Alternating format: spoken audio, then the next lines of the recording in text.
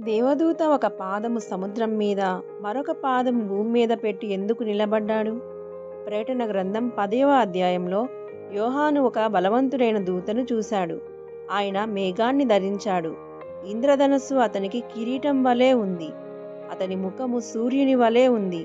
కాళ్ళు అగ్ని స్తంభాల వలె ఉన్నాయి. అతడు ఆకాశం నుండి దిగివచ్చి ఒక పాదము భూమిపైన, మరొక పాదము సముద్రం పైన నిలిపాడు. తరువాత తన చేతిని ఆకాశం వైపు ఎత్తి ఇక ఆలస్యం లేదని ప్రకటించాడు. దేవదూత ఆ విధంగా నిలబడ్డం యాదృచ్ఛికం కాదు, కానీ అది ఈ లోకానికి ఒక ప్రకటన. దేవుడు సమస్తంపై పరిపాలన చేస్తున్నాడు అనేది. సముద్రాల నుండి భూమి వరకు పరలోకం అన్నిటినీ తనవని ప్రకటించుకుంటుంది. ఆ దేవదూత స్వరము సింహము గర్జించినట్లుగా గర్జించింది.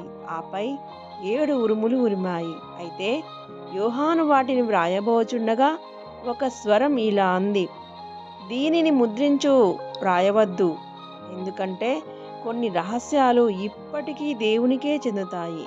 కొన్ని సమాధానాలు సరియైన సమయం కొరకు వేచి ఉన్నాయి. ఈ లోక రాజ్యము మన దేవుని రాజ్యం అగుచున్నది. ఆయనే సర్వాధికారి. మీరు దీనిని విశ్వసిస్తే ఆమెన్ అని టైప్ చేసి, ప్రభువా, నీవే రాజాతి రాజువు, అన్నిటిపై పరిపాలన చేస్తున్నావు, సమస్తము నీదే అని ప్రకటించి గణపరచండి.